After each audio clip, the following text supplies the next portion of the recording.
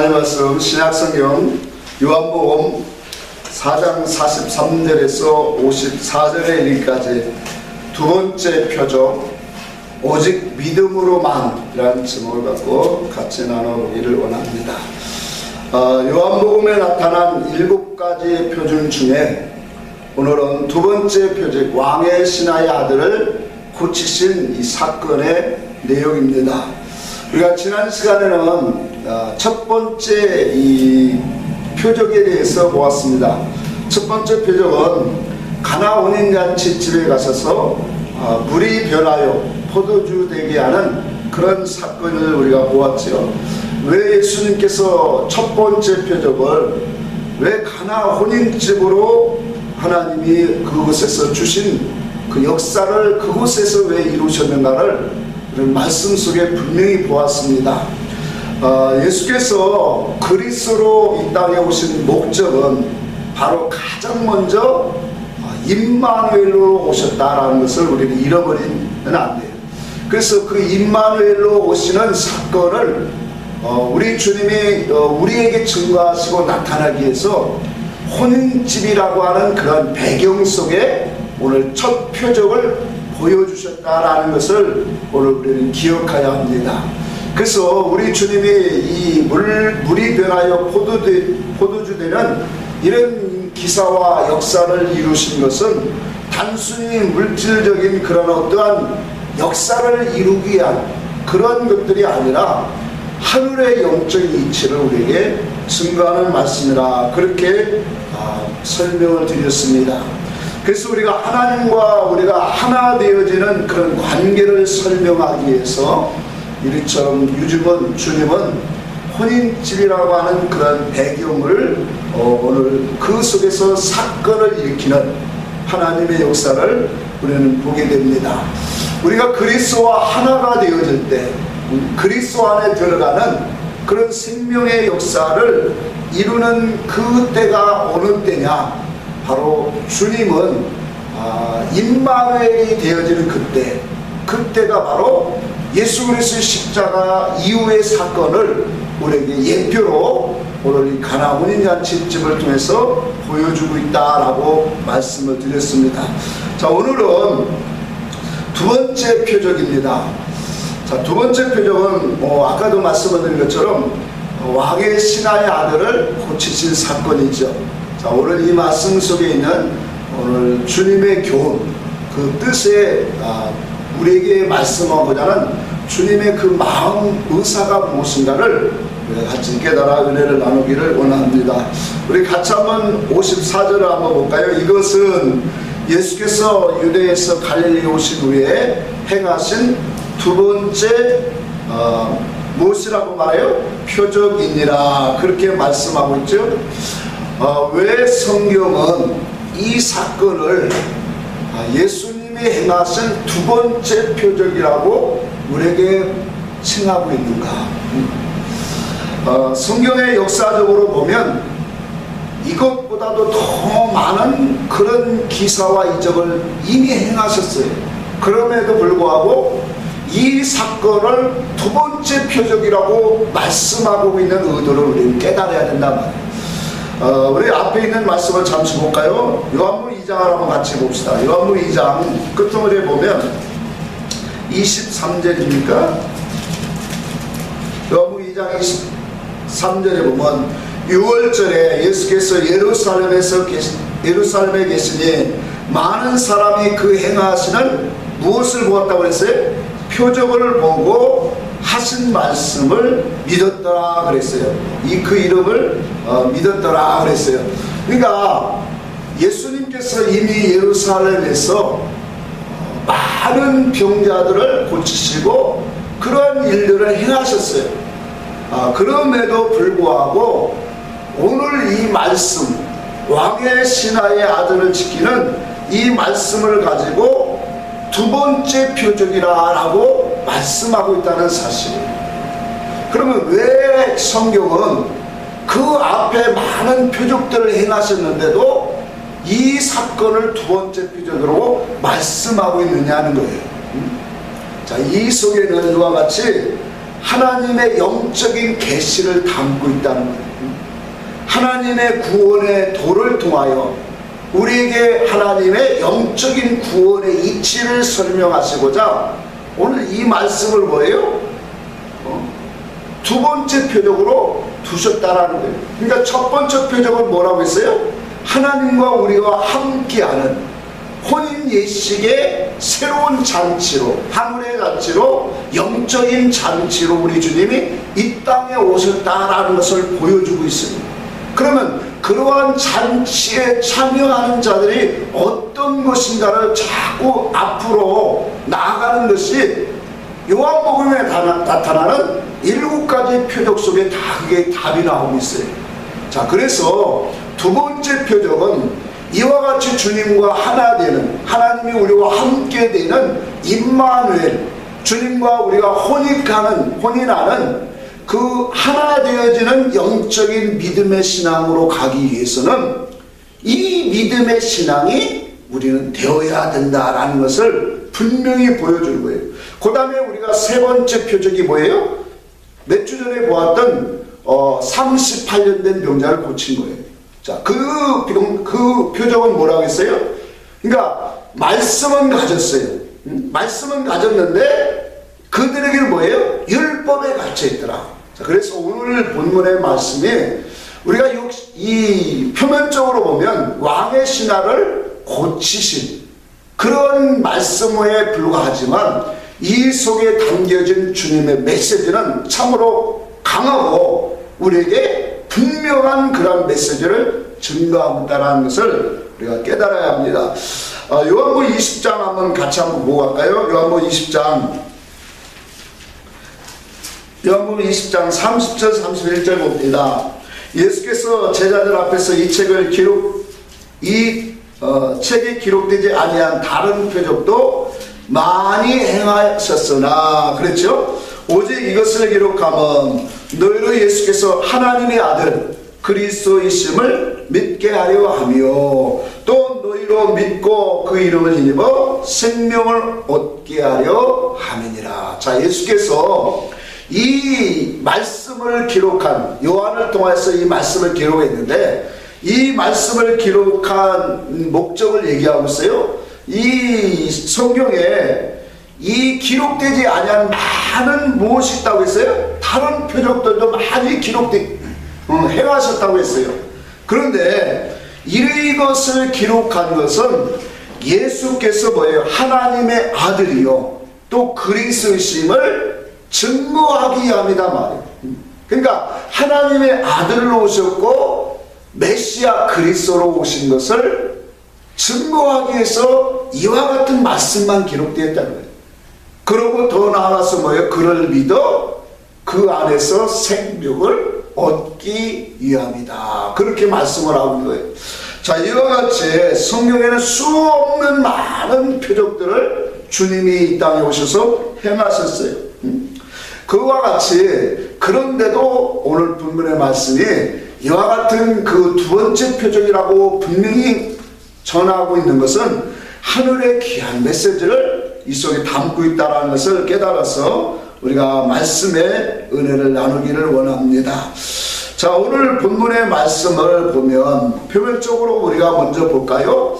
왕의 신하가 예수님이 이 유대 지방에서 갈릴리로 오셨다라는 소문을 듣게 되죠. 그래서 가버나움에서 갈릴리까지 이제 약 30km의 그 거리를 두었어요. 30km면 금방 올 수 있는 그러한 거리가 아니에요. 이때 당시에 걸어서 움직이는 교통수단 속에서 참 빨리 올 수 있는 그런 거리가 아니죠. 우리 아들이 조교로 있는데 행군을 30km 행군을 한답니다. 근데 그 행군을 하는 시간이 7시간에서 8시간이래요.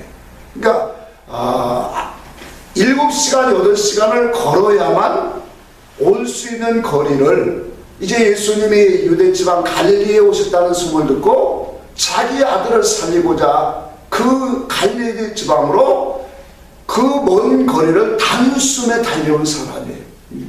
그래서 예수님 앞에 청하기를 뭐라고 말씀하고 있습니까? 오늘 47절의 말씀에 보면 그랬죠. 왕의 신하가 예수께 청하기를 내려오셔서 내 아들의 병을 고쳐주소서 하니 거의 죽게 되었음이라. 그렇게 말해요. 자, 그렇다면 예수님께서 그냥 그 사람의 청대로 내려가셔서 고쳐주시면 얼마나 좋았을까요? 이거 많은 사람들이 그의 행하시는 능력을 보면서 예수님 정말로 이분은 하나님의 아들이요 메시아로 오셨구나 또 인정도 받을 것이고 또 왕의 신하니까 많은 그런 대접도 받았으리라 생각을 합니다. 이건 우리 육신의 생각이에요. 그렇게 청하는 그 사람과 함께 데려갔다면 기적도 행하시고 많은 대접도 받을 수 있으려만 왜 예수님은 그 사람에게 이런 말씀을 하셨을까요? 48절 한번 볼까요? 48절에 말씀하기를 예수께서 이르시되 너희는 표적과 기사를 보지 못하면 도무지 믿지 아니하밀러라. 그렇게 말씀을 합니다. 자, 오늘 우리는 여기서 오늘 본문 말씀의 핵심이 무엇인가를 알게 되어져요. 표적을 보지 못하면 도무지 믿지 아니하는 이 시대를 책망하면서 뭐라고 말씀하는 거예요? 그 속에서 하나님이 어떠한 메시지를 우리에게 말씀하고자 한다는 뜻이에요. 그래서 이 표적을 보지 아니하면 도무지 믿지 아니하는 이 모습은 오늘 이 왕의 신하뿐만 아니라 갈릴리 사람도 그렇고 온 유대의 모든 이스라엘 백성들이 한결같이 같은 신앙을 갖고 있어요. 더 나아가서 오늘에 이르기까지 오늘날 예수를 믿는다고 하는 모든 성도들에게도 이와 같이 표적이 아니면 믿지 아니하는 그러한 신앙을 가진 사람들이 대다수라고 하는 사실을 오늘 우리는 시인하게 되어집니다. 자, 이러한 이 고질적인 오늘 하나님의 말씀으로 오늘 잉태되지 아니하고 말씀으로 믿고 신뢰하고 나가는 그 신앙이 아니라 오늘 표적을 구하는 이 세대를 향하여 주님이 우리에게 말씀하시는 그러한 이 메시지를 오늘 본문을 통하여 우리는 들어야 합니다. 4장 43절 한번 봅시다.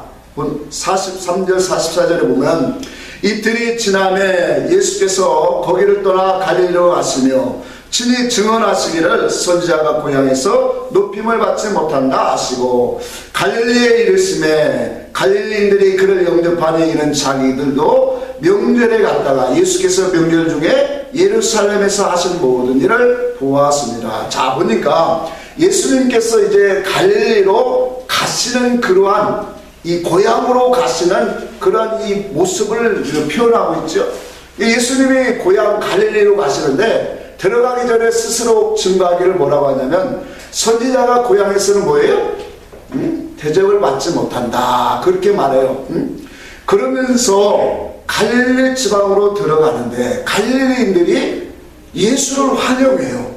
환영해요. 자기 고향 사람인데 환영하는 이유를 45절에 말씀하고 있어요. 그를 영접하니 이는 자기들도 명절에, 자, 명절이 되면 이스라엘 백성들은 각 족속, 오늘 우리나라로 말하면 문중 대표들이 항상 뭐예요? 명절, 예루살렘 올라가서 제사를 드려야 돼요. 그러니까 명절에 올라가서 그 속에서 예루살렘에서 예수님이 행하는 많은 표적들을 본 거예요. 우리가 아까 요한복음 2장 23절에 읽었죠? 그 표적들을 행하는 것들을 이 사람들이 본 거예요.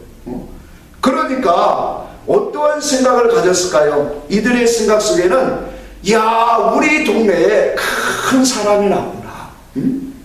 이와 같이 능력을 행하는 하나님의 선지자가 났구나. 그래서 예수께서 자기 고향 갈릴리로 오시는 것을 대대적으로 환영하고 오늘 지금 여기 영접을 하고 있는 겁니다. 자, 그런데 오늘 이 모습을 우리는 보면서 이와 같은 그러한 갈릴리 사람들의 그 취한 모습, 신앙의 모습을 보면서 오늘 또 이 왕의 신하의 모습, 또 유대인들의 모든 신앙의 모습을 오늘 우리는 보게 되어집니다. 자, 이러한 속에서 오늘 우리는 한 가지 분명한 것이 무엇이냐면, 유대인들은 뭐예요? 표적을 보지 아니하면 도무지 믿지 아니한다라는 그런 신앙관이 철저하게 뭐예요? 배어있다는 사실이에요.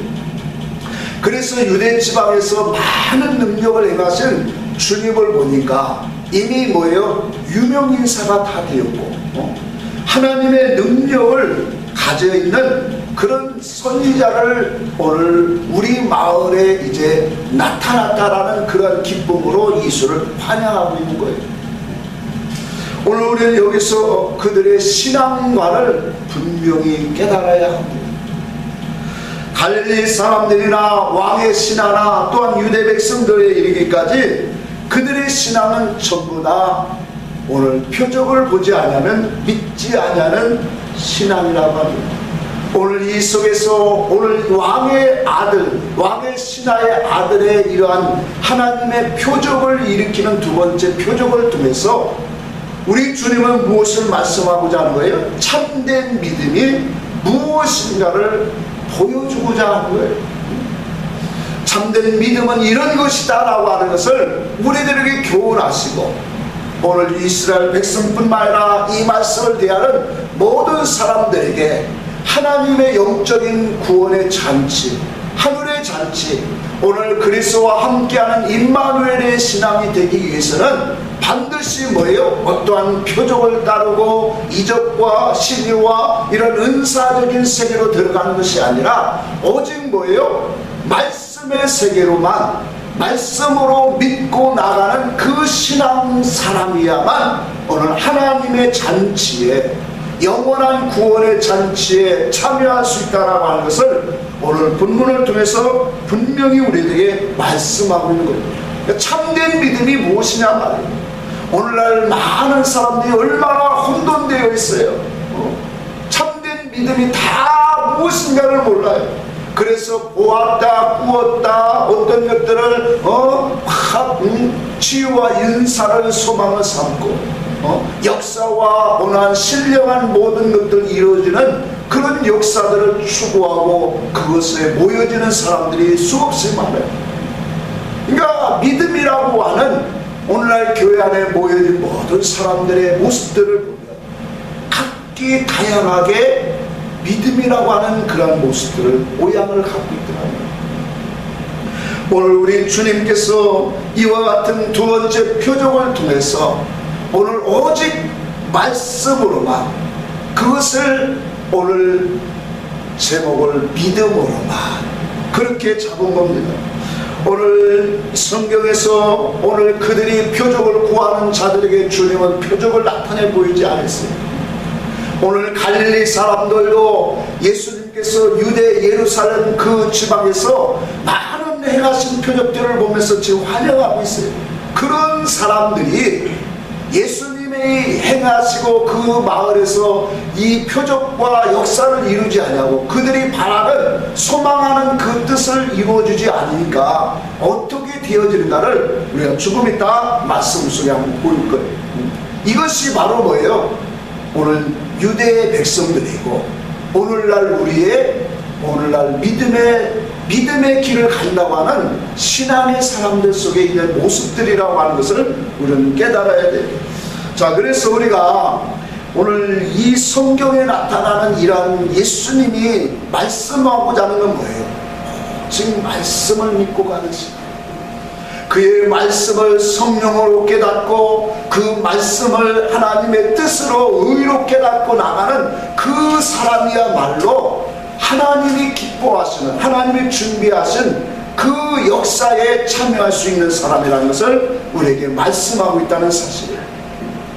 예수님이 바라시는 그 표적을 오늘 또한 세상 사람들이 바라는 표적을 구하는 자들에게는 주님이 그 표적을 주시지 않았어요.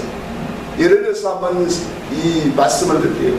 오병이의 사건을 이루었을 때 성경에 보면 요한복음 6장, 그래서 예수님을 누구 삼으려고 했다고 했어요? 임금 삼으려고 했어요.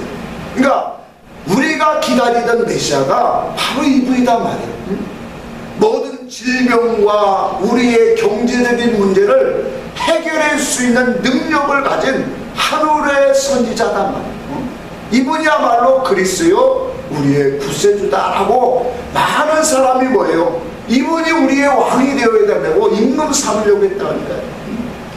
또한 예루살렘, 마지막 예루살렘, 예수님은 살아계실 때 이제 예루살렘 이 유월절을 3번을 겪는데, 마지막 유월절에 앞두고 예수님께서 이제 예루살렘에 입성을 합니다. 그 마지막 예루살렘에 입성하실 때 예수님께서 어린 나귀를 타고 가셨죠. 근데 어린 나귀를 탈 때 제자들뿐만 아니라 유대 백성들이 한결같이 뭐예요? 자기의 옷을 벗어서 예수님이 가시는 길에 옷을 펴고 종려나무 가지를 흔들며 다윗의 자손이 오시는 이여, 그렇게 뭐예요? 찬송하고 칭송하고 높였더란 말이에요. 그러니까 예수님이 예루살렘에 들어간다는 것은 그들이 소망하는 왕이 되어진다는 것을 그들은 믿었기 때문이에요. 이분이 가시면 왕이 되면 우리의 모든 굶주림과 경제적인 것, 질병적인 것, 나라적인 모든 구원에서 해방되게 하실 것이다. 이제 우리 이 이스라엘은 부강한 나라가 될 것이다. 그런 소망을 갖고 예수님이 예루살렘에 입성하는 그 속에서 다윗의 자손이요, 또 뭐라고 했어요? 주의 이름으로 오시는 이여 하면서 호산나 다윗의 자손이라고 힘껏 찬송하고 외쳤던 그들이 예수님이 가시는 길에 앞뒤로 밀치면서 예수님을 찬양하는 그들 속에는 심히 큰 부풀어진 기대를 갖고 걷더라는 거예요. 그러던 이스라엘 백성들이 5일도 못 됐어, 일주일도 못 됐어 예수를 십자가에 못 박으라고 외치는 자가 되었죠. 오늘 표적을 바라고 어떠한 자기의 유익을 구하는 사람들에게는 그 표적과 유익됨이 이루어지지 아니하면 이처럼 뭐예요? 예수를 죽여버리는 삶으로 가게 됐다는 사실이에요. 오늘날 시대도 마찬가지입니다. 진리를 죽이고 진리를 대적하는 이들이 누구입니까? 다 이와 같은 그러한 신앙의 무리들임을 오늘 보게 되어집니다. 우리 잠시 말씀을 봅시다. 누가복음 4장을 한번 보겠습니다. 4장 같이 한번 봅시다. 오늘 말씀과 이제 갈릴리에서 오신 그 말씀에 이어서 나오는 내용이기 때문에 한번 봅시다. 누가복음 4장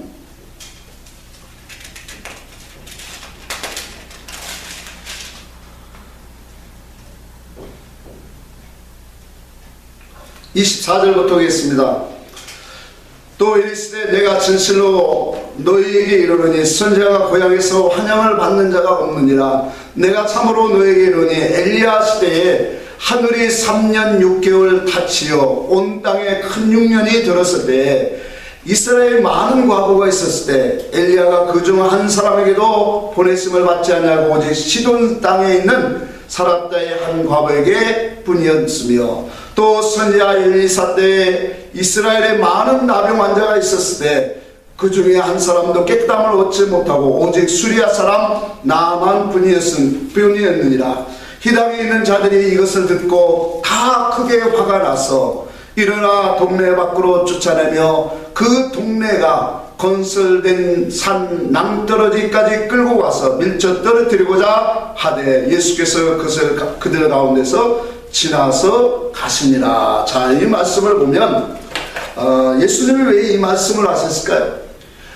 예수님이 그들이 바라고 있는 것은 갈릴리 사람들이, 나사렛 사람들이 예수님을 지금 바라고 있는 건 뭐예요?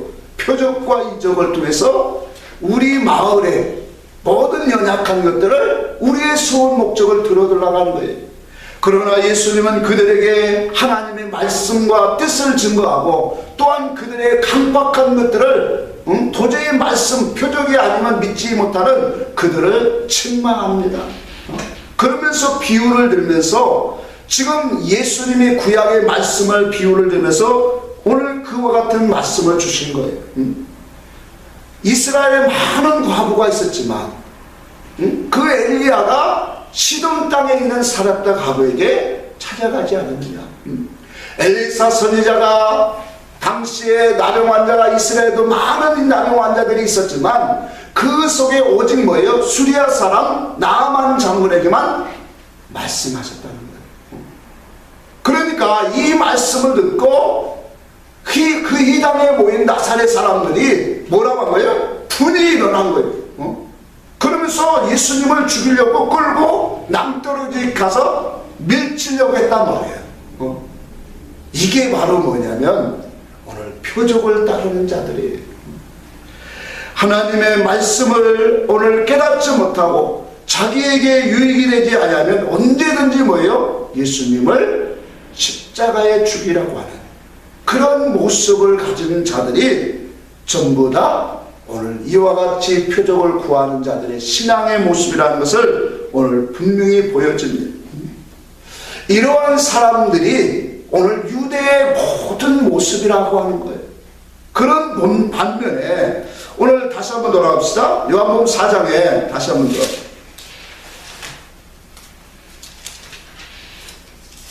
요한복음 4장. 그런 반면에 자 예수님께서 오늘 본문에 이 사건을 일으키기 전에 지금 어떤 사건이 나오냐면 사마리아 여인과의 대화가 나오죠. 그래서 사마리아 여인과의 대화의 끝 결론 부분을 잠시 보면 예수님이 말씀하고자 하는 의도가 벌써 나타나고 있어요. 자 볼까요? 한번 봅시다. 사마리아 39절 있습니다. 여자의 말이 내가 행한 모든 것을 그가 내게 말했다 증언하므로 그 동네 중에 많은 사마리아인이 예수를 믿는지라. 사마리아인들이 예수께 와서 자기들과 함께 유하기를 청하니 거기서 이틀을 유하심에 예수의 말씀으로 말미암아 믿는 자가 더욱 많아. 그 여자에게 말하되 이제 우리가 믿는 것은 내 말로 인함이 아니니 이는 우리가 친히 듣고 그가 참으로 세상에 구주신 줄 알미라 하였더라. 자 사마리아에 있는 많은 여인들이 성도들이 그 사마리아 여인의 전도를 받고 예수님 앞에 나오는 거예요. 그 여인들이 사마리아 여인에게 말하기를 뭐라고 말해요? 이제 우리가 믿는 것은 네가 증거한 말로 인해서 믿는 것이 아니라 우리가 친히 그의 말씀을 듣고 믿노라 그렇게 말하는 거예요. 오늘 이 사마리아 여인들에게는 어떠한 이적과 표적을 기사를 보여준 것이 아니에요. 예수님이 행하신 그 어떠한 표적을 보고 믿은 것이 아니라 그들은 예수님이 말씀하신 그 음성을 듣고 뭐예요? 여기 보니까 42절에 내 말로 인함이 아니니 이는 우리가 친히 듣고 그가 참으로 세상의 구주인 줄 알미니라. 오늘 이 사마리아 여인들은 이와 같이 예수 그리스도의 말씀을 듣고 오직 그 말씀으로만 믿은 사람들이 사마리아인들이 누굽니까? 유대인들은 사마리아인을 이방인 취급했어요. 개 취급하는 사람들이. 왜 그렇습니까? 자기들은 정통적인 신앙의 줄기를 가졌는데 이 사마리아인들은 이방인과 혼합된 사람들이고 그런 혼합된 신앙관을 가진 사람들이 사마리아인들이었어요. 그래서 사마리아인들은 이와 같이 개 취급하고 있는 사람들이에요. 근데 그 사마리아에 있는 사람들은 믿음의 성도들은 이와 같이 예수님의 말씀으로만 뭐예요? 그들은 믿고 예수님을 따르는 사람들이 있어요. 그러나 유대인들은 도무지 표적을 보지 아니하면 따르지 아니하는 그들의 신앙을 오늘 우리에게 보여주게 되어집니다. 그래서 오늘 이 본문의 말씀에 우리에게 이 누가복음 4장에 말씀하신 그 말씀의 의도를 한번 보여야 돼. 두 사건을 우리에게 주셨는데, 자, 좀 아까 읽은 우리가 누가복음 4장에 보면 두 사건이 있었죠. 엘리야가 사렙대 과부에게 말씀하신 것과 엘리사가 나만 장군에게 주신 말씀. 왜 주님이 이 동일한 두 사건을 말씀하셨느냐? 그것도 이방인들에게, 이방인 여자와 이방인 남자에게 주님이 그 선지자를 통해서 역사하셨던 사건을 지금 들고 나오는 거예요. 이 말씀의 공통점이 무엇인지 아십니까? 그 말씀의 공통점은 말씀, 선지자의 말을 듣고 행했다라는 거예요. 선지자의 말씀은 곧 예수 그리스도의 말씀이에요. 그 예수 그리스도의 말씀을 듣고 그들이 순종해서 이와 같은 역사를 이루었다라고 하는 것을 주님이 지금 비유로 보여주는 거예요. 그러니까 이 사렙대 가보는 뭐예요? 엘리야가 그 집에 갔을 때 사렙대 가부에게 가진 것은 작은 기름과 적은 그런 밀가루였어요. 그래서 자기 아들과 함께 그것을 마지막으로 나무를 주어서 그것을 이제 떡으로 만들어서 자기 아들과 함께 한 번 먹고 그 다음에는 죽으리라 그런 마음을 가졌어요. 그러나 선지자 엘리야가 가서 너는 그것을 먼저 나에게 구워서 가져와라. 그리하면 너의 밀가루와 기름이 떨어지지 않으리라. 그 말씀을 믿고 그대로 행했더니 밀가루와 그러한 기름이 떨어지지 아니하더라. 3년 반 동안은 그런 이 흉년의 기간에 떨어지지 아니하는 역사를 이루었습니다. 나만 장군은 엘리사 때 오늘 찾아온 사람이에요. 그래서 엘리사에게 찾아왔을 때 나만은 그런 생각을 했어요. 아니 요단강에 가서 지시라는 그 말을 듣고 나만이 어떤 생각을 했어요? 우리나라의 강에는 이보다 더 좁고 깨끗한 강이 많은데, 그래서 자기는 자기 생각으로는 자기 환처에 손을 얹고 기도나 또한 약을 발라줄 줄 알았는데 그냥 들어오지도 않고 얼굴도 보이지 않고 나만 장군을 그냥 몰매하죠. 몰대한단 말이에요. 그러다 보니까 나만이 스스로 생각하더래요. 저가 나를 이렇게 되잖아. 섭섭한 마음에 자기 길로 돌아가려고 했었어요. 그러나 그 종들 하인의 소리를 듣고, 아니 주인이여, 그 선지자가 죽으라면 죽는 신용까지도 해야 될 텐데 뭐 그게 어려운 일이라고 거절하십니다. 그 말에 깨닫고 요단강에 가서 7번 씻을 때 그의 문둥병이 여전히 희어졌더라라고 말하고 있습니다. 이 두 사건은 이와 같이 뭐예요? 말씀을 믿고 가고 순종한 사건을 통하여 하나님의 긍휼과 역사를 이루신 사건을 주님이 예로 끌어들인 거예요. 그런데 이 말씀을 들은 갈릴리 나사렛 회당에 모인 사람들은 이 말씀의 뜻을 전혀 알아듣지 못했어요. 알아듣지 못하니까 어떻게 해요? 분이 일어난 거예요. 아니 우리 유대인들에게는 하나님이 이러한 표적을 긍휼을 안 보내시고 왜 이방인들과 그렇게 오셨단 말이야? 그럼 우리한테는 뭐예요? 필요 없는 사람이네? 이러한 결론이 도달하는 거예요. 그러니까 예수를 낭떠러지에 떨어뜨리려고 죽이려고 했던 것입니다. 오늘 이와 같은 신앙의 모습을 바라보면서 오늘 우리 이 시대나 오늘 시대를 초월해서 표적이 아니면 전혀 믿지 않냐는 이 시대를 보게 됩니다. 오늘 우리 주님, 우리 하나님께서 긍휼과 은혜를 입혀주는 사람이 누군가를 분명히 보여주고 있습니다. 하나님의 말씀을 믿고 가는 자, 어떤 표적이나 이사와 능력 이런 은사에 빠져가는 것이 아니라 내 눈에 아무것도 보이지 아니하도 오직 말씀을 믿고 나가는 그 사람 속에 하나님은 긍휼과 자비를 베풀어 주시고 또한 하나님이 우리에게 베풀어 주시는 그런 큰 하나님의 은사와 선물들을, 영적인 하나님의 하늘의 기업들을 그 사람에게 주시겠다는 약속을 우리에게 보여주는 거예요. 이것을 우리에게 주시려고 오늘 이 왕의 신하의 아들의 이 믿음의 표적을 보여주는 거예요. 그래서 우리가 하나님과 함께하는 그런 말씀들의 역사 속에 오늘 우리가 이 표적을 담겨놓고 보야 돼요. 자, 우리가 아까도 말했죠. 첫 번째 표적은 뭐라고 했어요? 하나님이 함께하는 새 잔치를 주시려고 오신다. 하늘의 새 잔치, 영적인 새 잔치를 하나님과 우리와 함께하는 자로서 이제 하나님의 선하신 목적과 뜻을 우리 안에서 이루시려고 우리 주님이 오셨다라는 것을 증거하는 것이 바로 뭐예요? 첫 번째 표적이라면, 이제는 그 첫 번째 오신 그 말씀, 그 표적이 우리에게 이루어지려고 하면 바로 이와 같이 오늘 하나님의 말씀을 깨닫고 믿고 나가는 신앙이 되어야만 이 하늘의 잔치, 영적인 신령한 잔치에 참여할 수 있다라고 하는 것을 주님이 이 두 번째 표적을 통해서 우리에게 분명히 보여주는 겁니다. 그래서 첫 번째 표적에는 아직 내 때가 이르지 않았다고 한 거예요. 그때는 바로 예수님의 십자가의 도의 사건을 이루신 후라고 말씀하고 있어요.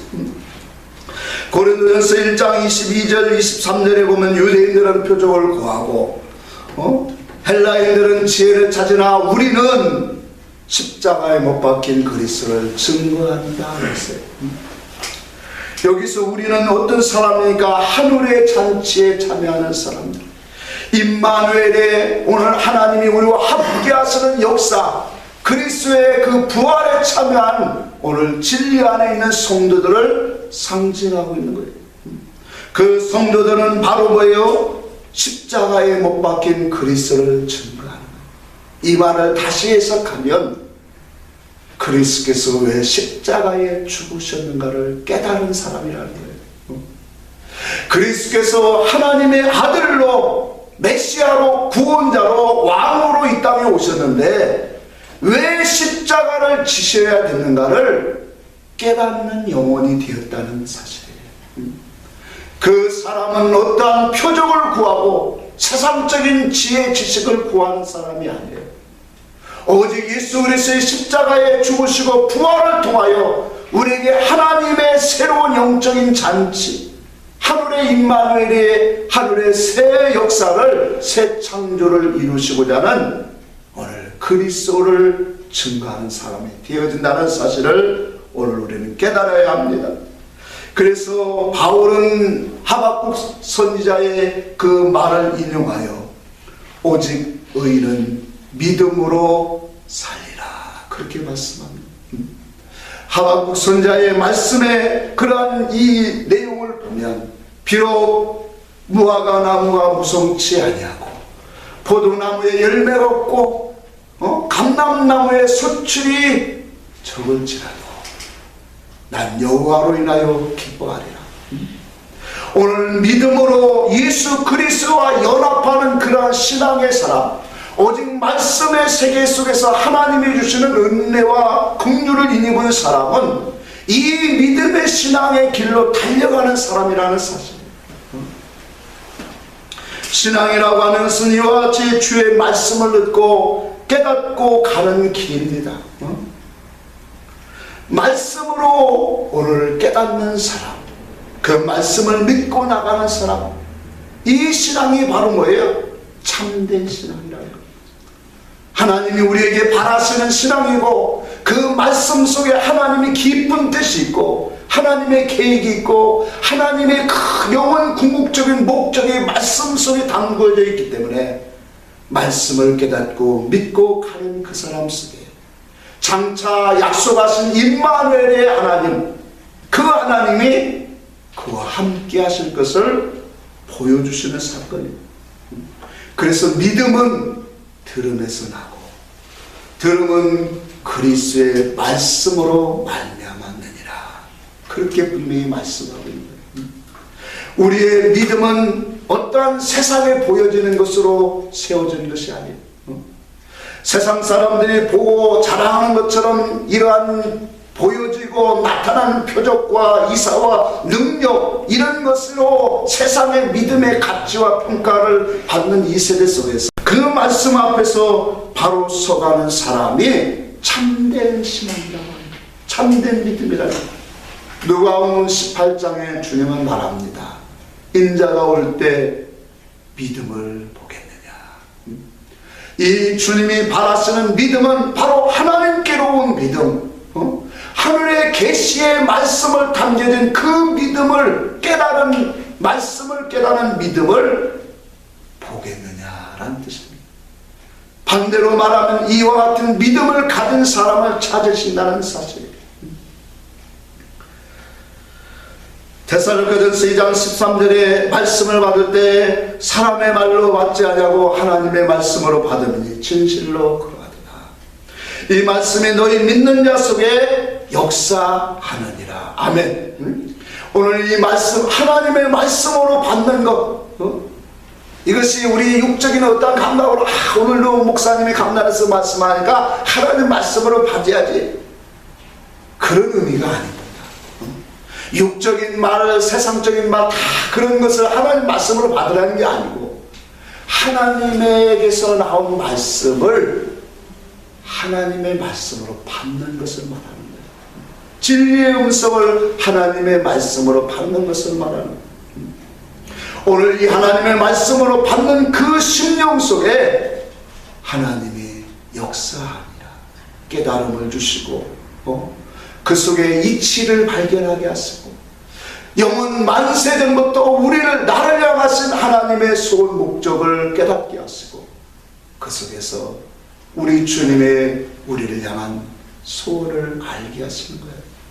그래서 우리가 이 땅의 신앙 성도가 걸어가고 행해야 될 것이 무엇인가를 말씀을 통하여 우리는 하나님이 우리에게 깨닫게 하시는 역사가 우리는 분명히 나와야 합니다.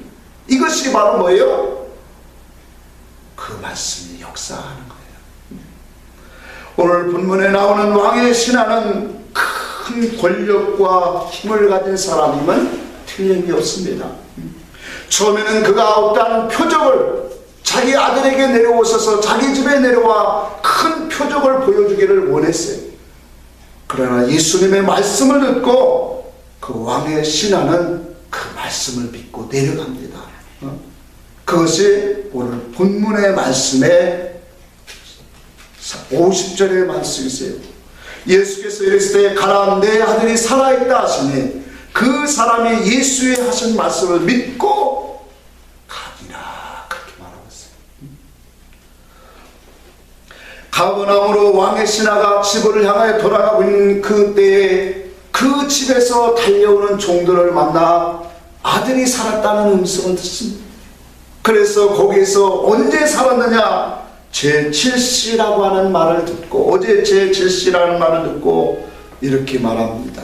53절에 봅시다. 53절 같이 한번 해봅시다. 그의 아버지가 예수께서 내 아들이 살아있다는 말씀하신 그때인 줄을 알고 자기와 그 온 집안이 다 믿으니라, 그렇게 말씀을 합니다. 결론을 내겠습니다. 신앙이라고 하는 것은 이와 같이 어떠한 표적과 이적과 기사를 바라보고 꾸었다, 보았다, 체험했다, 이것이 자기의 중심의 신앙으로 이끌려가는 사람은, 그 사람은 반드시 진리의 대적자가 되어져. 오늘 믿음에서 파손되어질 수밖에 없어요.